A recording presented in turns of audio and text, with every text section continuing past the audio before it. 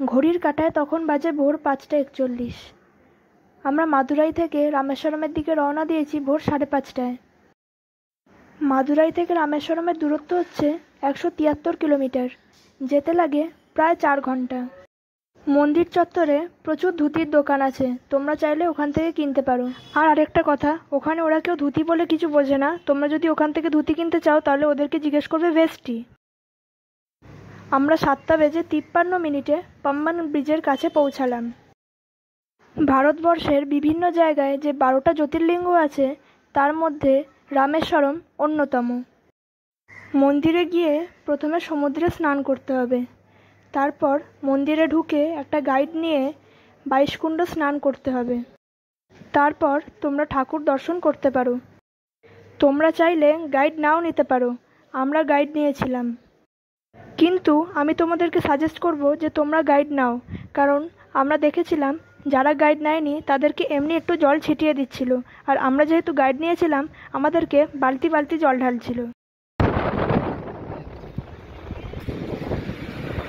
আমরা এখন পাম্বান ব্রিজে আছি, রামেশ্বরমে যাচ্ছি আমরা। মারাত্মক হাওয়া দিচ্ছে, আমি তোমাদের দেখাচ্ছি।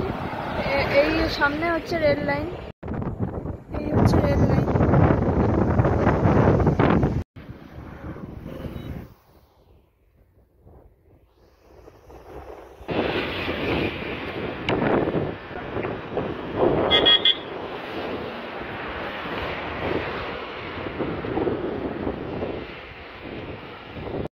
আমরা রামেশ্বরমে চলে এসেছি। প্রথমে আমাদের এখানে সমুদ্রে স্নান করতে হবে, আমরা সমুদ্রে এখন স্নান করব।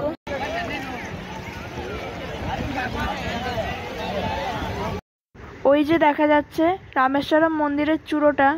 সমুদ্রে স্নান করা হয়ে গেছে, এবার আমরা ২২ কুণ্ডের জলে স্নান করতে যাচ্ছি। আর আমরা একটা গাইড ফিক্স করেছি, পুরো টোটাল প্যাকেজ নিচ্ছে ২০০০ টাকা। ২২ কুণ্ড স্নান আর দেবতা স্পেশাল দর্শন মিলিয়ে আমাদের থেকে গাইড নিল ২০০০ টাকা। দেখো মন্দিরের ভেতরের কাজগুলো কি সুন্দর। আমাদের ২২ কুণ্ড স্নান হয়ে গেছে, এবার আমরা চেঞ্জ করে নিয়েছি। এবার আমরা যাব হচ্ছে পুজো দিতে। মন্দিরের ভেতরে ভিডিও করা অ্যালাউ না, কিন্তু তোমাদেরকে মোবাইল কোথাও ডিপোজিটও করতে হবে না। আমাদের মন্দির দর্শন হয়ে গেছে, এবার আমরা রামের পায়ের ছাপ দেখতে যাচ্ছি। ওই হচ্ছে রামেশ্বরম মন্দির, আর এখানে একটা টাওয়ার আছে, মানে লাইট হাউস।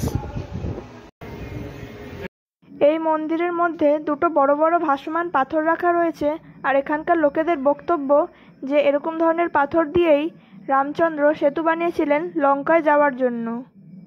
আমরা এখন আছি হনুমানজির মন্দিরে। এখানে তোমরা টেম্পলে ঢুকে রাইট সাইডে চলে যাবে, তাহলে তোমরা দেখতে পারবে ওই পাথর ভাসছে জলের মধ্যে, ওই ব্যাপারটা তোমরা পুরো দেখতে পারবে ওইখানে গিয়ে। আর এমনি মন্দিরের ভেতরে ঢুকলে তোমরা হনুমানজির মূর্তি দেখতে পারবে, আর ওই রাইট সাইডে গেলে ওইগুলো দেখতে পারবে। আমরা এখন রামেশ্বরম থেকে যাচ্ছি ধনুষকোটি। ধনুষকোটির ওল্ড সিটি পুরোপুরিভাবে ধ্বংস হয়ে যায়, কারণ ওখানে ১৯৬৪ সালে একটা সাইক্লোনের ল্যান্ডফল হয়েছিল। সেই ধ্বংসস্তূপ পুরো রাখা রয়েছে, আমিও তোমাদেরকে দেখাবো। ধনুষকোটিতে আছে ভারতীয় মহাসাগর ও বঙ্গোপসাগরের মিলনস্থল। ধনুষকোটির রাস্তা দিয়ে যেতে যেতে তোমরা দেখতে পাবে ডান দিকে ভারতীয় মহাসাগর আর বাঁ দিকে বঙ্গোপসাগর। আমরা ধনুষকোটিতে পৌঁছে গেছি, আর এখানে দেখো এটা ধনুষকোটির ওল্ড সিটিতে একটা চার্চ ছিল, যেটা সাইক্লোনের কবলে পড়ে পুরো ধ্বংস হয়ে যায়।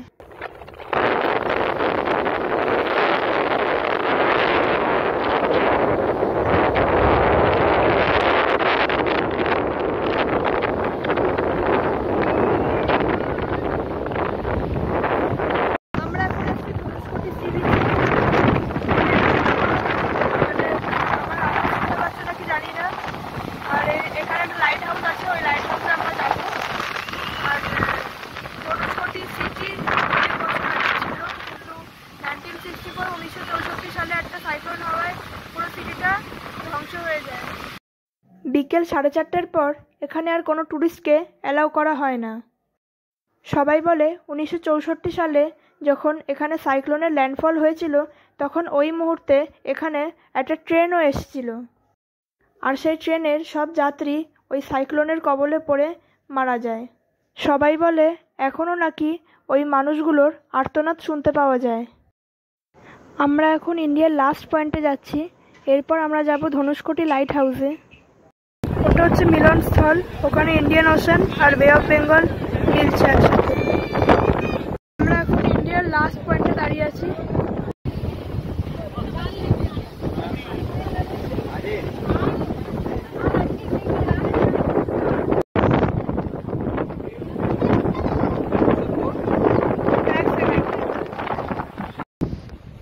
এই হচ্ছে লাইট হাউস। আমরা এখন যাচ্ছি লাইট হাউসে। আমরা এখন লাইট হাউসে ঢোকার লাইনে দাঁড়িয়ে আছি। এই লাইট হাউস দুপুর দুটোই খোলে, ওপর থেকে খুব ভালো ভিউ পাওয়া যায়।